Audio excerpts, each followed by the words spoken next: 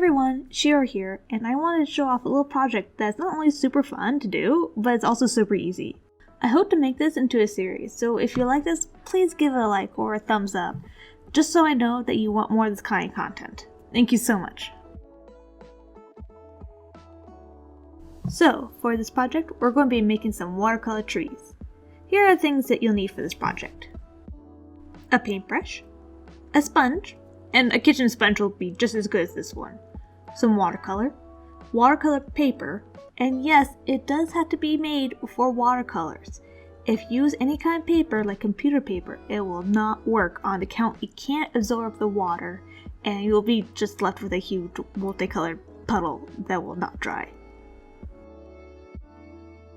Something to put the watercolor paint on. A paper plate will do just fine if you don't want to sacrifice any of your own plates. A bowl full of clean water. And also, I would suggest putting everything on top of an unloved towel or some newspaper. That way, if you make a mess, it's super easy to clean up. Also, I used acrylic paints for this project, but it's 100% not needed. So if you don't have any or you don't want to use any, that's totally fine. Alright, here we go. So first I get my sponge wet, and then I dab it in some green, and then I splash it all over the place. Oh, didn't have enough color. Is that the right green? It's not. No. Oh, there we go. That's the right green. For some reason I didn't start out with the right green. And we splash. Get a little bit of water because that's a little bit too dark. Oh. And this is just me doing an example of a, traditional green tree. And I'll have more examples of different kind of trees we can do that aren't green. But for now, we're just, doing some nice green trees. Because, it's nice to do green trees every once in a while. And then we're going to give it a little more leaves. Oh, so many leaves. It's so nice. I like to make my trees, not one giant hunk. I like to make them little different kind of hunks. But you don't have to make it. You can make it one giant hunk if you want to. I'm adding a different shade of green to help give it more texture. And just give it more kind of a lifelike kind of thing going on. And then we're going with the blue. So blue, you don't have to use the blue for the shading. I'm using the blue for shading. But traditionally, you would want to use more of a blue or purple for shading. Because if you use a darker green, it just kind of starts getting all mushed together and you can't really figure out where it begins. It just kind of looks like a mess. So using some blues or a purple would really help. And and clean your sponge every time you use like a different color and stuff. And then I'm going with the golden. I'm going with some golden yellow for some highlights. You can't really get a light green if you're already using a light green for the highlights. So I use some golden yellow. That's the color it's called for this. And I'm thinking about it. What else do I want to add? I'll add some orange. Brilliant. Again, for highlights or for flowers or whatever. Trees can have flowers if you want. They're flowers. They're nice. Oh, now I'm just being nitpicky. Come on, let's go to the next step. Oh, we need more blue. God. Come on. Stop it. Nope. No, that's enough blue. That is enough blue. You need to stop. Alright, well thank God. I got my little towel and drying off my hands. Now, I'm getting my acrylic paint. Again, I don't have my, I don't have my little artsy thing. Of course, I forget what it's called. It's not an easel. My palette? Maybe it's my palette. But usually I have this big plastic thing that I can put all my acrylics on. And that way I don't have to use a napkin. But I didn't bring it with me because I'm a nub. But as you can see, I am painting the tree trunk. And the tree trunk doesn't have to be in acrylic. It could be in the water paint if you want. And I think that's a fly that keeps going by the stupid camera. I should have killed that fly when I had a chance. But yeah, I'm just kind of making the watercolor paper it keeps absorbing all the paint, the acrylic paint, so it makes a smearing. So I have to go over it a few times, especially on the edges, to make sure it gets a nice crisp kind of look to it. Oh, and now if you want, you can add a little bit of the watercolor on top of the bark or the trunk, but just be careful that you don't do it too fast, because as you can see, I keep looking at my sponge, and it's because I got some wet acrylic paint on it and it almost ruined the whole thing. So make sure if you're going to add more leaves on top of the bark, then you wait for it to dry and then add it on. It'll give you a better effect of it or whatnot.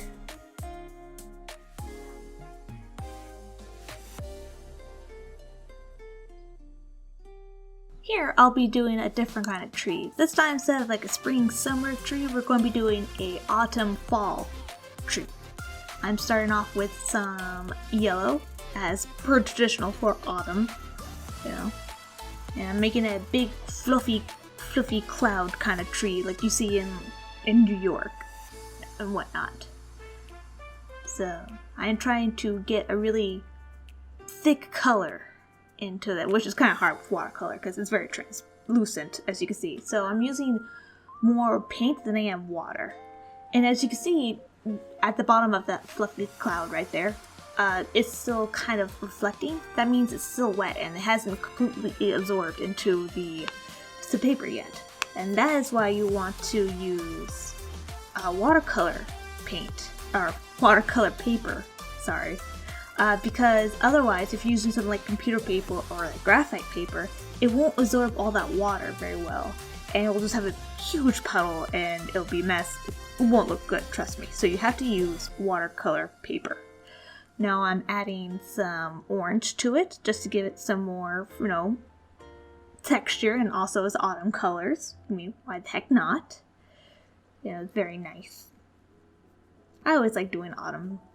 It's very nice. Very colorful. Next, I'm adding some dark golden yellow, as you know, before in the last tree where I did the highlights in that color.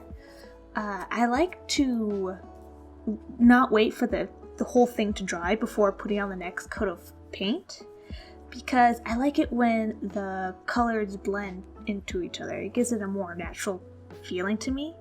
The only reason I would let it dry fully is if I want the quote-unquote flowers to stand out more and not blend into the background of the tree. Oh, now I'm using some red. Of course, again, it's fall colors, but I'm also using it as kind of like the shading at the bottom of the tree to give it, you know, more of a, you know, life look. Oh, good. Now we're doing the tree bark. So, oh, gotta make sure it's nice and straight. Kind of making it look like a New York tree. I think I said that already, but I'll say it again. New York trees are pretty cool. I've only been to New York once. Hopefully I'll go back soon. I'm making sure those edges are nice and crisp and not streaky looking. And you know what? It's looking pretty good, but we're going to add something else to this too pretty soon. Oh, what we're going to be adding? Branches! So sometimes you see branches through the leaves, and that's what we're adding here right now. Again, don't have to. I didn't do it in the last tree, but I thought it'd be cool if I added some branches to this one. You know, give it more personality and detail. It's very nice, and I go like, no, I need more here. No, I need more there. I kind of go overboard with the branches here, but I still like it.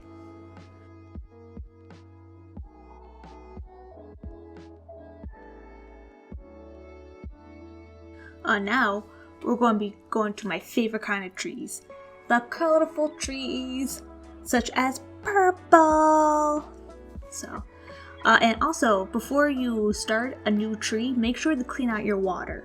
Because if you don't clean out your water, then the sponge will hold on to the dirty water and it will ruin the whole thing. So make sure every time you start a new tree, you get a new clean water.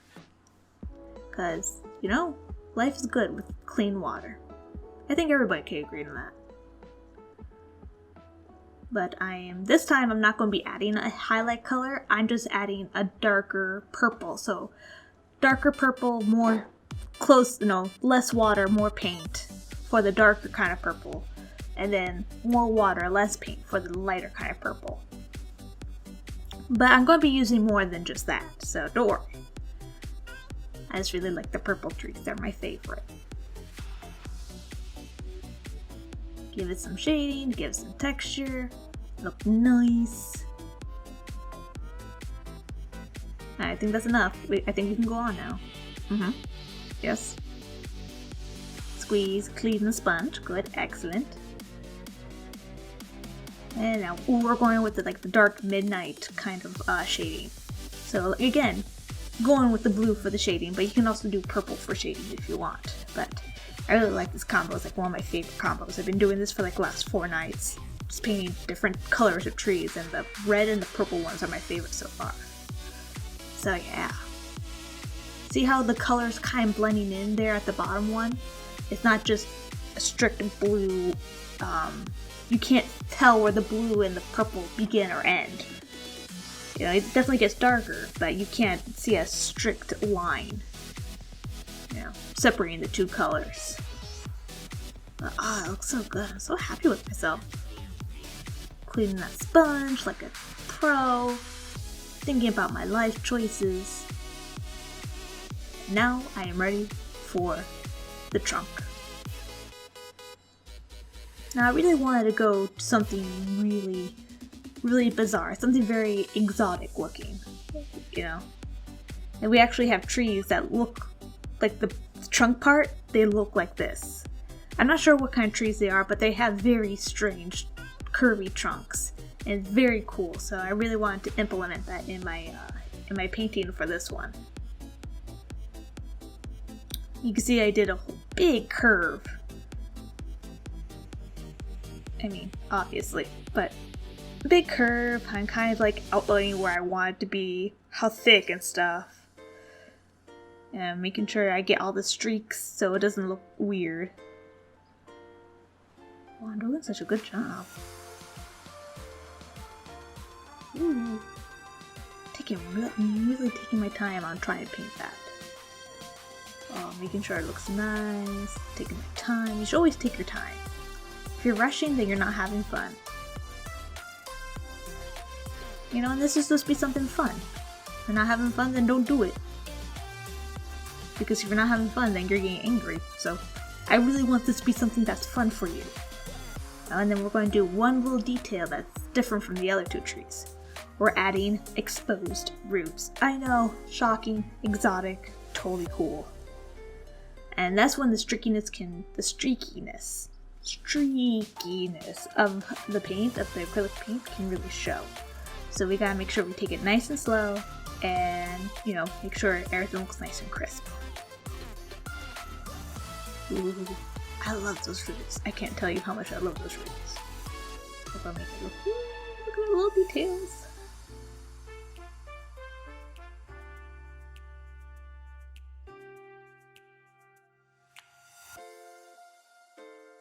So, here are all the trees side by side so you can tell, the different styles you can use. And I really hope that you had a lot of fun with this video, and if you do make your own trees, please show it to me, please share. I would love to see how you did it. You don't have to be an expert in anything to be able to do these trees. And heck, go show it to your friends, impress them with your great artistic skills. But until next time, thank you so much for joining me, and I hope to see you in the next one. Bye!